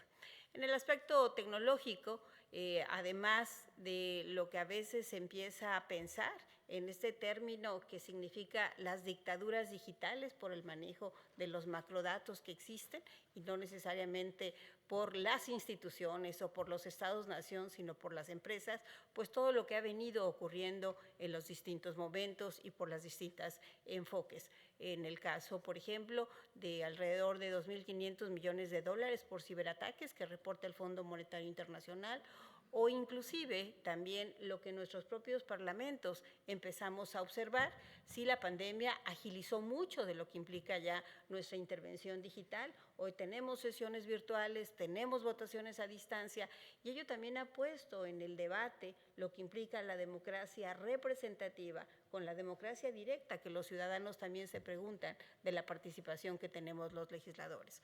Por supuesto, todo lo que aquí ya se ha referido en materia de la genética humana o de la infotecnología y de la propia biotecnología, que ponen en el centro el devenir y el manejo de la vida humana. En fin, en aspectos geopolíticos, por supuesto, no podemos estar ausentes de lo que implica la rivalidad que aquí se ha referido, estratégica entre China y Estados Unidos, o bien de las implicaciones de la guerra de Rusia y Ucrania, solo por mencionar 2 de las más de 90 confrontaciones bélicas que existen en el mundo y que parecería que nos habíamos quedado en el siglo pasado con los referentes de la Segunda Guerra Mundial, y sin embargo hoy la verdad es que nos estamos acostumbrando a verlas en el monitor todos los días o en el reporte de nuestros dispositivos electrónicos, y nos parecen tan comunes que resulta alarmante. Por supuesto, todo ello también trae como consecuencia la relocalización de las cadenas de suministro y, por si fuera poco, en este 2024, y Daniel, tú eres uno de los que nos mantiene al día, tan solo en 70 países que representan quienes manejan el 60% del Producto Interno Bruto del mundo, han tenido elecciones. Hay consecuencias y habrá implicaciones. Por supuesto, también en esto, también hemos escuchado las consecuencias económicas del bajo crecimiento mundial, de la hiperinflación y de las burbujas de activos a las que no podemos ausentarnos por las implicaciones más allá de que no se den en cada uno de nuestros países. En los temas sociales, pues los desplazamientos forzosos, alrededor de 120 millones de personas, que por supuesto seguirán incrementándose por las causas que también hemos escuchado, muchas de ellas climáticas, o las implicaciones que tiene en los más de 545 millones de personas que viven en pobreza extrema y más de 600 millones que viven con hambre.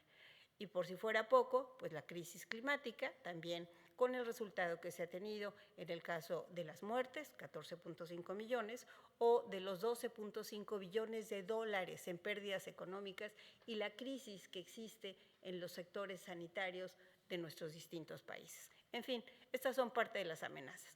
Hemos escuchado con atención y por supuesto reconocemos lo que han venido haciendo ya varios de los parlamentos, 3 de ellos de la región, el caso de Brasil, el caso de Chile, por supuesto de manera muy destacada. Creo que hay muchas lecciones aprendidas de lo que ustedes vienen haciendo y de manera más reciente el caso de Uruguay y desde hace mucho el caso de Finlandia. Ahora bien, en el caso de México, se ha hecho algo en materia de lo que se ha llamado la Alianza Nacional de Inteligencia Artificial, en donde ha sido una colaboración entre el Senado mexicano y el propio Poder Ejecutivo. Sin embargo, el problema, como lo vamos a ver más adelante, implica en esta dispersión de la toma de decisiones, en la falta de transversalización de las comisiones legislativas y a veces también en la falta de colaboración entre los distintos poderes. Por supuesto, hay un proyecto para que también, como ocurre en otros parlamentos, la propia Comisión de Ciencia y Tecnología pueda ponérsele este otro nombre, no solo el nombre, sino las implicaciones del análisis del futuro. Bien. En el Parlatino, como ya Jorge también lo anotaba, hay todo el interés de que efectivamente una comisión de futuro pueda ser interlocutora para estos foros de discusión, para estas mesas temáticas, para estos diálogos parlamentarios de alto nivel y, por supuesto, para leyes modelo, que si bien son modelo, permita tener para los parlamentarios un enfoque más claro con los referentes, con las fronteras que debería de tener las distintas legislaciones. Se trata de facilitar el trabajo, sobre todo considerando lo que decía hoy por la mañana yo misma, la vertiginosidad con la que el mundo está actuando y a veces la lentitud con la que los parlamentarios procedemos. Bien, ¿cuáles serían desde mi muy modesta contribución algunas de estas lecciones aprendidas? Si bien en la mayoría de los casos lo pongo de manera binaria, no es solo binaria, pero son cuestiones que definitivamente debemos de tener en cuenta. Primero, lo decía hace unos momentos, la falta de transversalización en el trabajo parlamentario. La diputada Álvarez hablaba hace unos momentos de la gran cantidad de comisiones que tenemos en nuestros propios congresos y de la dificultad en ocasiones de instalar nuevas comisiones, por enfoques presupuestarios, por lo que implica las cargas ideológicas partidistas, pero definitivamente lo que sí observamos es que hay un enorme trabajo legislativo. Yo digo que somos expertos en lo adjetivo y desafortunadamente a veces poco en lo sustantivo. Explicaré más adelante algunos de estos ejemplos, hablando del caso mexicano y cada uno creo que podríamos llevarlo a cada uno de nuestros congresos nacionales. Por supuesto, el relevo parlamentario, la construcción de consensos versus la confrontación de política partidista, la oportunidad frente a la priorización de decisiones parlamentarias, la colaboración versus la ruptura entre poderes, la corresponsabilidad o el distanciamiento entre los actores. ¿Por qué la falta de transversalización? Ya lo adelantaba, y me refiero al caso mexicano. En el Senado tenemos 50 comisiones, en la Cámara de Diputados 48 comisiones. Ninguna es una comisión de futuro. Por supuesto, lo que se observa es la dispersión del trabajo parlamentario, la dificultad incluso de trabajo en conferencia entre el Senado y la Cámara de Diputados, limitantes normativas al interior de cada una de nuestras cámaras. A veces, por ejemplo, no se puede crear ninguna nueva comisión, como bien lo señalaba, inclusive hasta cambiarle el nombre, en ocasiones por temas parlamentarios, en otras por el equilibrio partidista que se busca. Y por supuesto, hay un enorme desacuerdo por la polarización en muchos de los asuntos legislativos. Esto creo que es una lección que no debemos olvidar para poder tener el método al que se ha hecho referencia a lo largo de la jornada. Segundo, el relevo parlamentario. Bueno, el relevo parlamentario, ya lo decíamos, en 70 países ha habido elecciones. Esto involucra a más de 4 billones de personas, las que ocurrirán en Estados Unidos, lo que acaba de suceder en la Unión Europea y, por supuesto, en muchas de las partes de nuestros países, en el caso de América Latina, en 9 de ellos, las presidenciales y las parlamentarias. El problema no son los relevos, de eso se trata la democracia y las sociedades.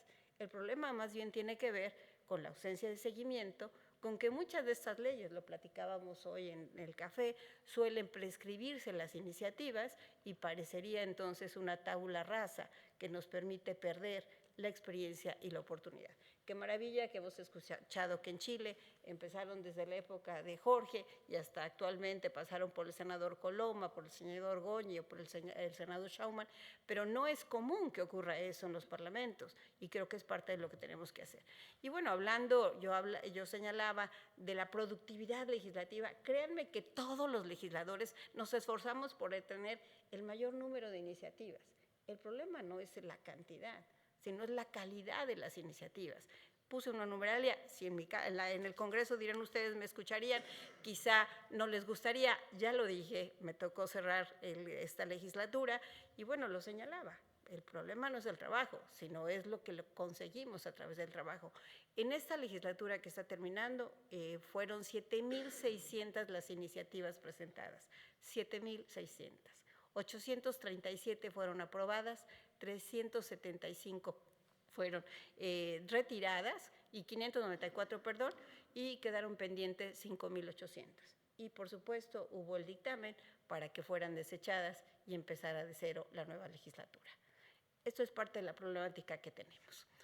Por otro lado, la conformación, cuando hablo yo del relevo parlamentario, también es importante y debemos de tenerla presente para tomar las decisiones que correspondan. Está el caso del Parlamento Europeo, que tuvo elecciones hace algunos días, y ahí está cómo los bloques han ido cambiando de derechas, de izquierdas, de ultraderechas o de centro. El caso del Congreso mexicano, también es conocido de la mayoría de ustedes, de tener un Congreso que evitó que hubiera mayorías calificadas. Hoy habrá una mayoría calificada por un solo bloque parlamentario que hará posible todas las reformas constitucionales que en un momento dado se presenten. En el caso de la Cámara de Senadores, pues faltarán solamente 2 senadores para que exista esta mayoría calificada. Sin duda, las democracias se definen por las mayorías, eso me queda claro. El problema es que pasamos de entender lo que significaba la alternancia de partidos, de congresos divididos, a lo que puede ser democracias absolutas, con dificultades en lo que implica los impactos para la sociedad. Bien, de ahí que otra de las lecciones aprendidas es cómo construimos consensos y cómo evitamos la confrontación política partidista. Bueno, aquí, más allá de lo que ahí se ve como problema, de que se privilegia la agenda partidista sobre la estrategia, de que a veces hay carencia de una agenda anticipatoria, tienen razón quienes han expresado, vamos en la inmediatez y se nos olvida que nuestra responsabilidad justamente tiene que ver con cómo preveemos que las cosas vayan mejor en el futuro para nuestros países. Y más grave aún, a veces hacemos leyes espectaculares, pero con presupuestos públicos totalmente insuficientes. Una buena ley que a veces simplemente es difícil implementarse. Sin embargo, también debo decir que no todos son malas noticias. Y tengo un ejemplo en el caso de la agenda de género, que también se han multiplicado las iniciativas al respecto. Decidimos, y creo que es parte de los métodos que tendríamos que practicar, armar un grupo plural que fue conformado de entrada por las vicepresidentas de los grupos parlamentarios por una razón, y vaya que haya comisión de género, porque necesitábamos que hubiese toma de decisiones en cada uno de los acuerdos que se presentaban. Creo que es parte de lo que tendríamos que pensar al decidir una comisión del futuro, que hubiera poder de decisión entre los integrantes. No obstante, en este grupo plural, del que incluso como vicecoordinadora de mi propio grupo formé parte, por supuesto, dependiendo de la agenda, se sentaban a la mesa distintos presidentes de las comisiones y no solamente la de género. En fin. Por otro lado, sin duda también la oportunidad de las definiciones frente a las priorizaciones parlamentarias. Insistía ya hoy en mi primera intervención que en ocasiones nuestros procesos legislativos son demasiado largos y segundo, los acuerdos parlamentarios son demasiado difusos. Cuando hablamos de método, yo me estoy imaginando la necesidad de poner metas, tiempos y procedimientos. De otra manera, pues pueden acabar prolongándose demasiado estas buenas intenciones, pero pocas resoluciones al respecto. Por supuesto, ya hablaba yo hace unos momentos de por qué es importante no perder de vista sí los congresos divididos o bien las mayorías absolutas, cómo debemos de tener respeto a los distintos órganos autónomos, en este caso al Poder Judicial, y por supuesto también la coordinación y el seguimiento con los distintos órdenes de gobierno. No solamente se trata de los temas nacionales, se trata, por supuesto, voy terminando, de lo que implica definitivamente también la colaboración entre el gobierno nacional, los subnacionales y los espacios municipales. Por supuesto, ahí está parte de la corresponsabilidad y del distanciamiento en actores, como otra de las lecciones aprendidas que es necesario para volver a recuperar gobiernos confiables y también sociedades resilientes. Y voy terminando, más que con esta conclusión, con algo que me parece de lo más importante. Y ya lo decía Yuval Noah Harari, ustedes mismos lo traían en un video hace unos minutos, no podemos prolongar los debates de manera indefinida. Frente a la inminente crisis ecológica, la creciente amenaza de las armas de destrucción masiva, el auge de las nuevas tecnologías disruptivas y el desafío que amenaza la inteligencia artificial con la biotecnología que hoy por hoy pueden remodelar y rediseñar la vida. Creo que a partir de ahí podemos ir estableciendo una agenda precisa, insisto, con método, con plazos y con responsabilidades de todos los actores. Muchas gracias.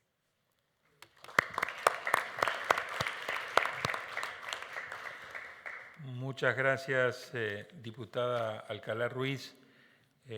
Los 6 puntos que usted planteó como desafíos creo que son muy valiosos para nuestra reflexión y me gustaría que en la parte del debate nos pueda ayudar a responder si ve qué tan viable ve la posibilidad de crear o transformar una de las comisiones, de las 50 que hay por un lado, 48 que hay por el otro lado, en Comisión de Futuro, con base en la nueva integración que tiene el Parlamento mexicano con esta inédita situación, digo inédita del 2000 a la fecha, o quizás del 97, cuando el PRI perdió la mayoría y que ahora recupera Morena con mayoría calificada en ambas cámaras. Así que me parece que sería muy importante ver de qué manera, si usted ve viable la posibilidad. Y en el ámbito del Parlatino, qué tipo de acción, conjuntamente con Jorge, qué tipo de colaboración, qué tipo de trabajo conjunto usted ve que se podría llegar a poner en marcha como parte de esta iniciativa, porque creo que lo que usted señalaba, la posibilidad de leyes modelo y otras iniciativas que el Parlatino puede y debería llevar a cabo en este tema, creo que sería muy útil. Creo que no sería correcto que esta iniciativa trabajara a espaldas del Parlatino, al contrario, creo que todo lo que se pueda hacer de manera conjunta sería muy bienvenido. Tenemos unos 15 minutos, les ruego ser lo más preciso posible, pero aterricemos en cosas concretas, en experiencias, en enseñanzas que puedan ser útiles. Así que, senador Coloma, invito también a Guido y a Jorge para que puedan ayudarnos con la experiencia de Chile. No, muy brevemente, porque efectivamente queda poco tiempo. Mira, respecto a la pregunta tuya específica de los 4 puntos esenciales. Primero, ¿dónde debería radicarse? Que la única institución que asegura transversalidad es el Congreso. Y eso creo que es muy importante. O sea, porque si uno quiere hacer algo transversal, y eso no obsta que los gobiernos puedan tener una forma de anticipar el futuro, pero la clave, yo creo, es la transversalidad que se dé. Interrumpa, en el Congreso, si es bicameral, ¿da igual o es mejor? Yo creo que da igual. Nosotros lo hacemos en el Senado, pero lo invitamos a la Cámara cada vez que tenemos una buena relación con ellos, nos ayudan y son parte de los eventos. Pero transversalidad es clave. Sin transversalidad no hay posibilidad de discutir respecto del futuro. Segundo, incorporar a la ciencia, una cosa que cuesta mucho, pero que es muy importante, porque de alguna manera no hay nada más potente que cuando a las verdades futuras son basadas en datos, no en intuiciones, y eso creo que es muy relevante. Tercero, la incorporación de la ciencia, porque son cosas muy valiosas. Es como ustedes lo han ido incorporando, que es a invitación, que me imagino que es con voz pero sin voto, o habría que generarle algún cupo, alguna cosa de mayor... Nosotros le damos presencia permanente, pero además, cuando hay un tema que queremos, obviamente, y en eso nadie se niega, los científicos nunca se van a negar a participar en una reflexión que sea interesante y de futuro. Nosotros hemos tenido muy buenas experiencias, incluso muchas de las redacciones en temas complejos de futuro, le pedimos que ellos nos ayuden, digamos, para hacerlo. Y eso es una tremenda colaboración. Tercero, anticipar, prever, conciliar, digamos, y tener además buenos socios. Nosotros con el Consejo, con la Fundación Futuro también, eso genera un escenario que es como necesario hacerlo, para no dar o no caer tampoco en la lógica normal de las comisiones. Creo que tiene un poquito más de esfuerzo. Y último,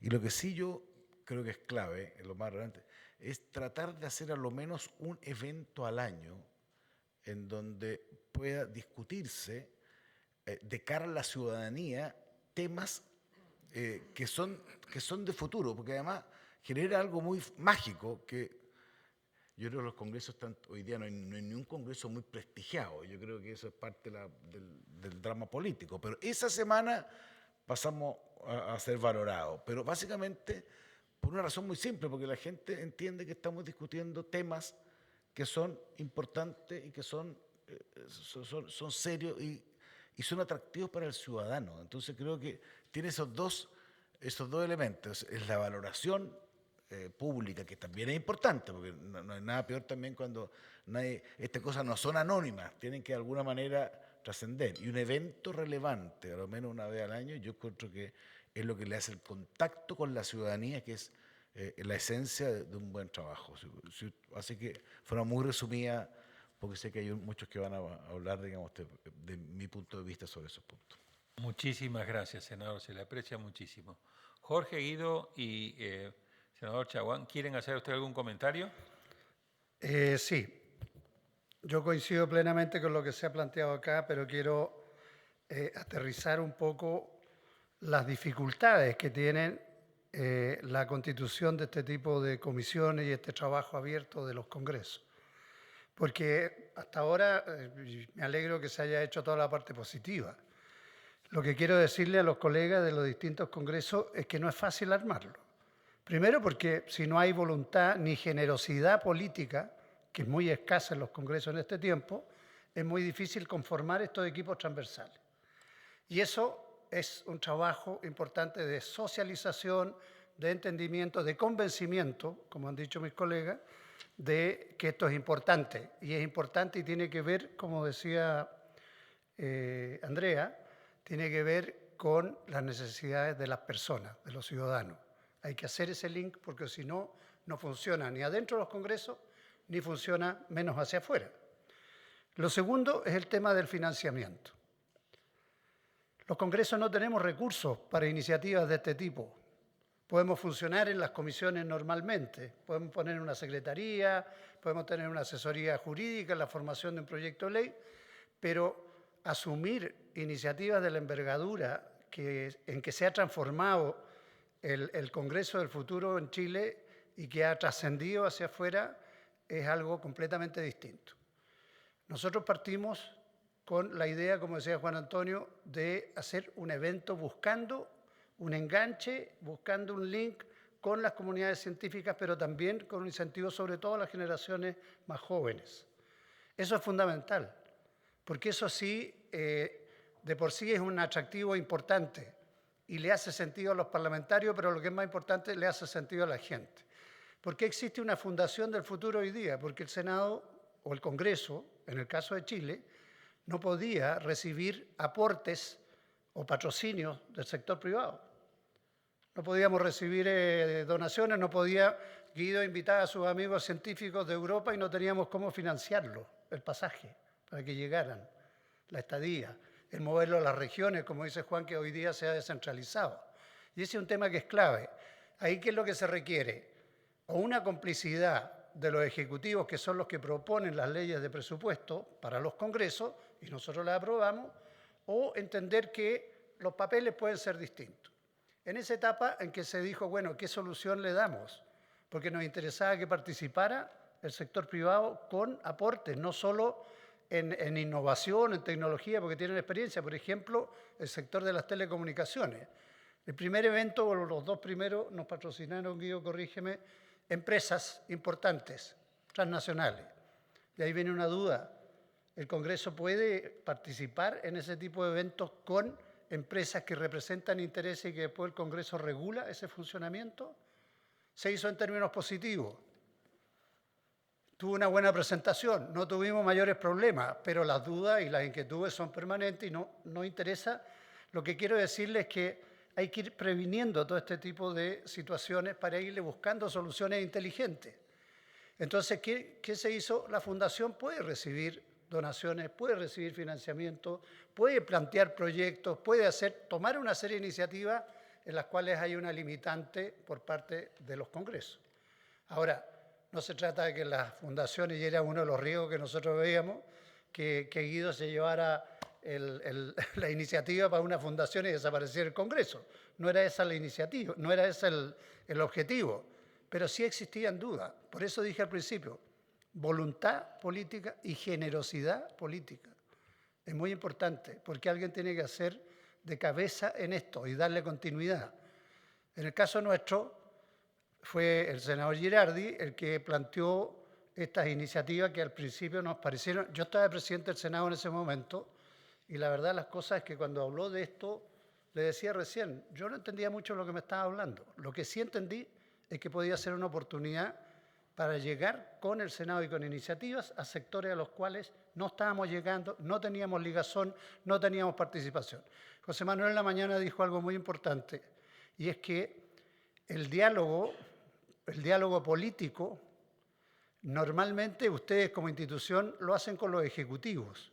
A varias instituciones internacionales les pasa lo mismo, hablan solo con los ejecutivos y en otro idioma, con protocolos, no tienen la riqueza del debate político que tiene la diversidad de cualquier congreso en cualquier lugar, de ideas, de representaciones, de orígenes, de formaciones, etcétera, etcétera.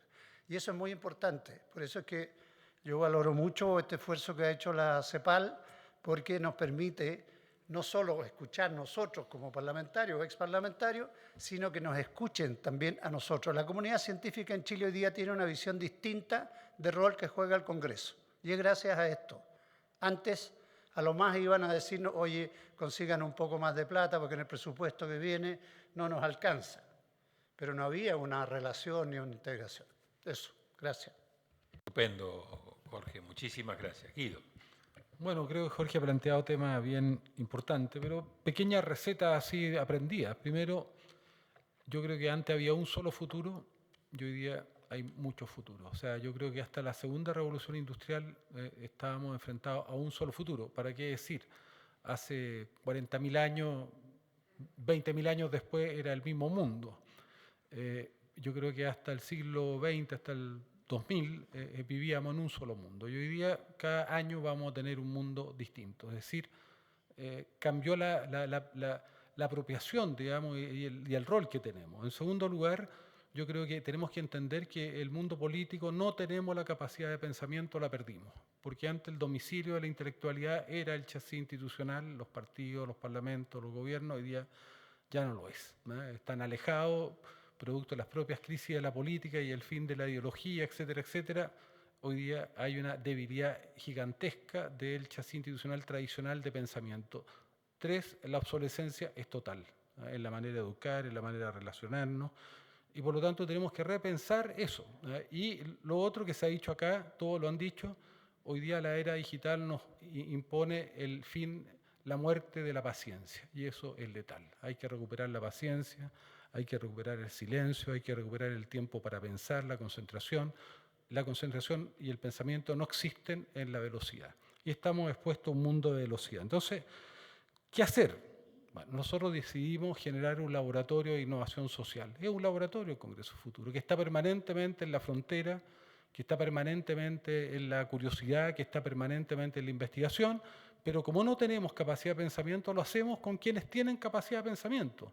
Eso, evidentemente, quienes tienen capacidad de pensamiento que no lo usan para pensar el país son las universidades, que tienen tiempo, tienen concentración, capacidad de pensamiento, pero están dedicadas a hacer papers para publicaciones. Entonces hay que sacarlos de ahí. Y es una discusión que tenemos permanente, de decirle reflexionen también respecto a los desafíos de su país, porque si no, esta abdicación favorece a Facebook, a Google, que son los que nos van a reemplazar. Algún día va a venir Google y va a decir voy a hacer una universidad global, ¿no? Y ahí vamos a tener una disrupción que se van a apropiar todavía más del futuro. Entonces, yo creo que la alianza con estos mundos clave, ¿verdad? Y el Congreso Futuro es la alianza, nosotros lo decimos siempre, no es el Senado, sí, es el Senado, es la Cámara de Diputados, pero sobre todo la alianza con la Academia de Ciencia, con todas las universidades públicas o privadas, me da lo mismo. En Chile las universidades no tienen fines de lucro y generan bienes públicos, entonces las tratamos igual a todas y le damos mucha importancia. Cuando Jorge decía tuvimos que formar una fundación, los directorios de la fundación son todos científicos y científicas, la gran mayoría, los más relevantes de este país, y por lo tanto tiene un cierto sentido de prestigio, y el consejo asesor de la fundación y el Congreso Futuro son todos los rectores y rectoras, y lo preside Ignacio Sánchez, que es rector de la Católica. Ellos son nuestros mandantes. Y está la presidenta de la Academia de Ciencias, que son el consejo permanente asesor de todo lo que nosotros hacemos. Entonces, eso le da... ¿Por qué digo esto? Porque la política, además, piensen en una cosa, ¿cómo nosotros podemos seguir queriendo darle pilotaje democrático al futuro y generar gobernabilidad cuando nuestra credibilidad es cero? Porque 3%, 1%, 2%, un error muestral, es cero. Y de los parlamentos del mundo yo no creo que hay ninguno que se escape. Entonces, ¿cómo? Y en cambio, nuestros adversarios, que son los que están generando la distopia en el mundo, los Facebook, los Google, tienen una gran credibilidad. O sea, el mundo al revés. Los adversarios tienen credibilidad, la gente confía en Google, y no confía en aquellos que se supone que tienen que... Entonces, las universidades son importantes, ¿por qué? De manera pragmática, utilitarista. Porque cuando yo miro encuestas en todas partes del mundo, las únicas instituciones, además de los bomberos y las policías, que todavía preservan cierta legitimidad son las universidades. Y entonces nos permiten validarnos.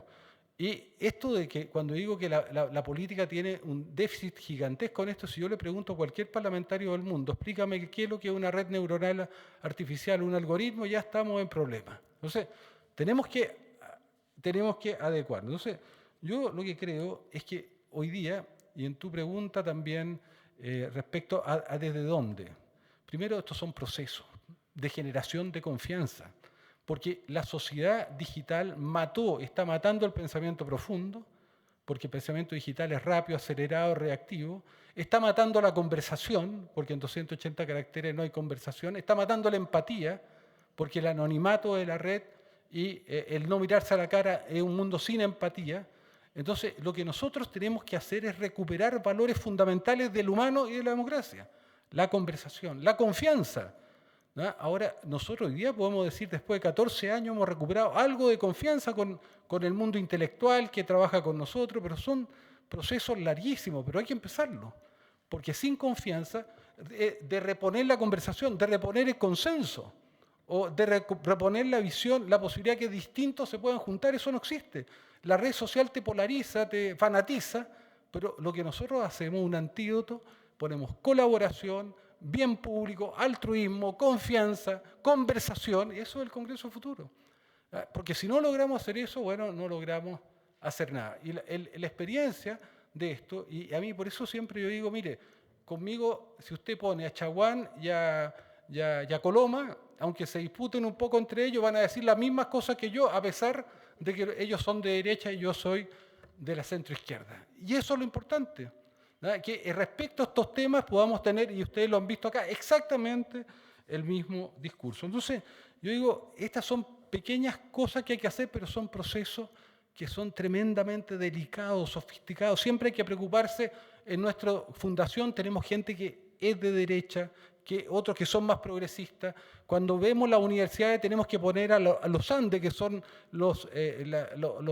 o a la Finisterrae, que son legionarios de Cristo, al lado también de la universidad laica. Así que hay que preocuparse de estos pequeños detalles, que la transversalidad, que la inclusión, el ser un referente de inclusión sea permanente, porque es lo único que hoy día te permite desacreditar las sospechas gigantescas. Entonces, nosotros tenemos una cosa chiquitita que vale oro porque tiene confianza. La marca Congreso Futuro ya une, genera esperanza, genera sentido. Los empresarios ya no lo ven como una amenaza, tampoco los jóvenes.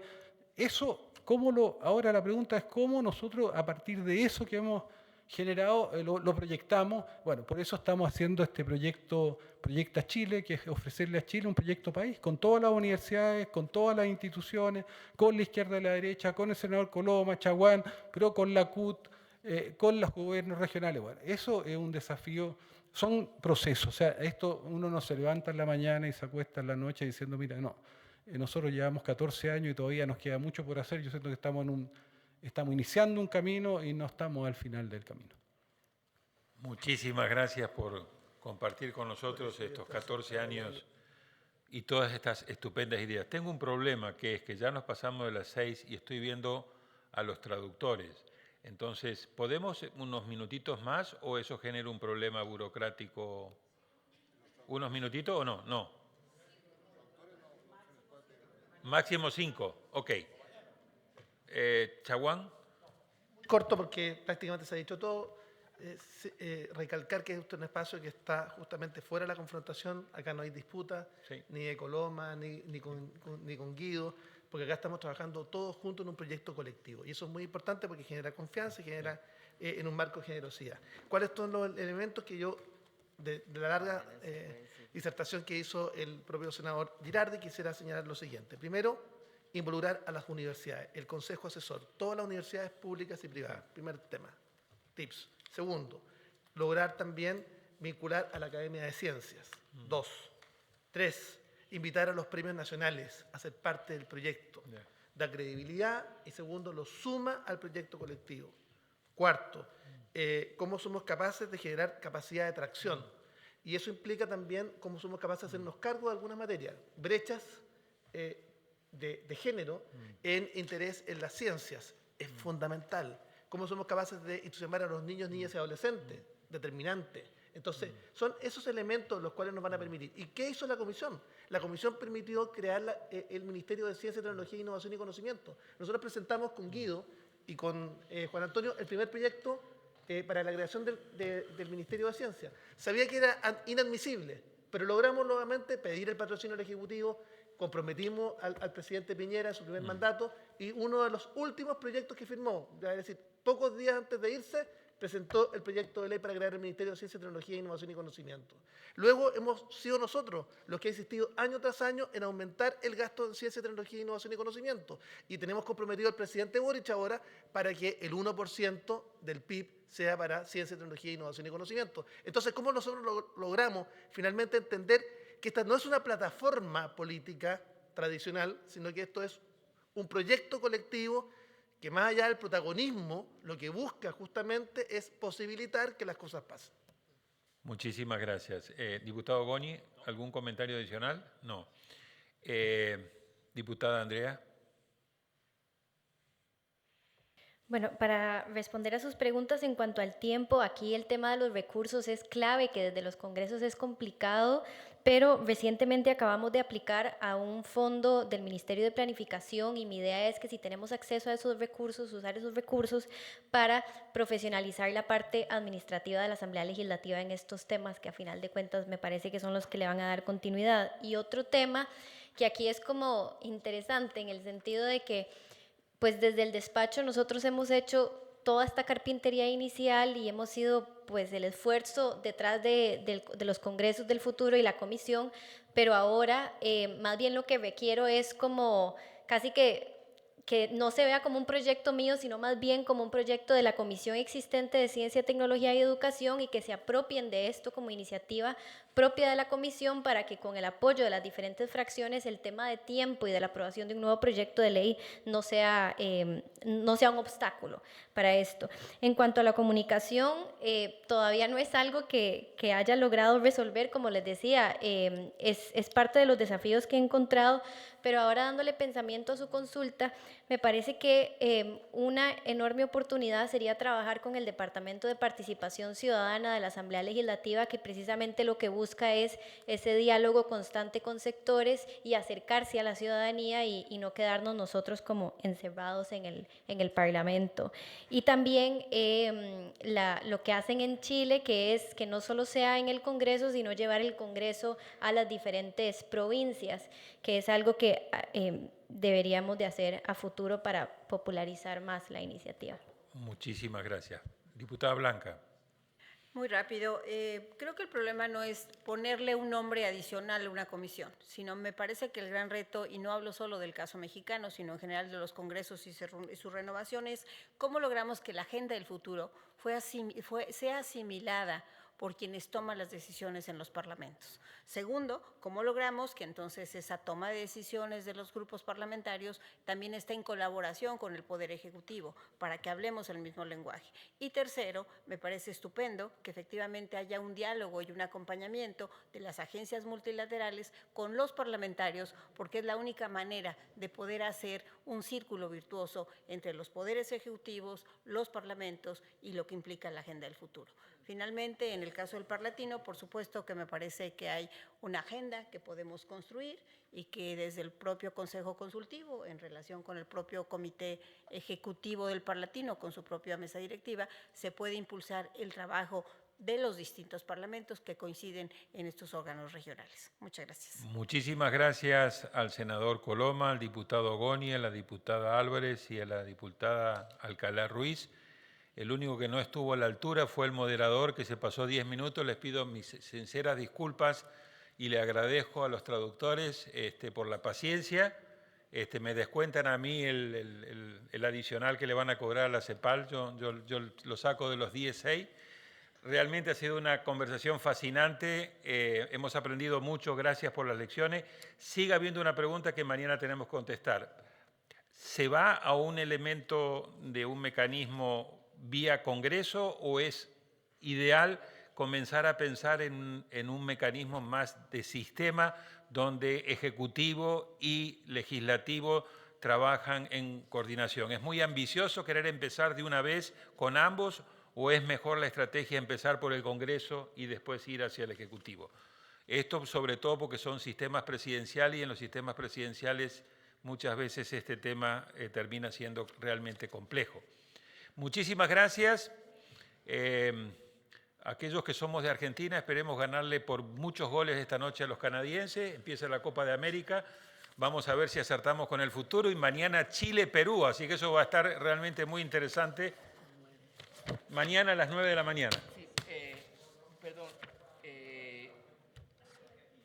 Por favor, mañana igualmente comenzamos a las 9 en punto, porque tenemos conexión con Singapur y allá pues están muy adelante y nos solicitaron expresamente puntualidad de primer nivel. Entonces, les agradezco llegar un poco antes para que a las 9 en punto estemos avanzando.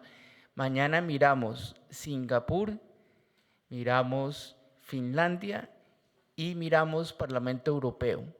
Y después, en el segundo bloque, va a estar la experiencia del PNUD, Aceleración de Innovación, de la OSD, Innovación Pública, Innovación Anticipatoria, y el Laboratorio de Futuros de Naciones Unidas. En la tarde, recuerden, es el trabajo más importante, más fundamental, que son las recomendaciones. Muchísimas gracias.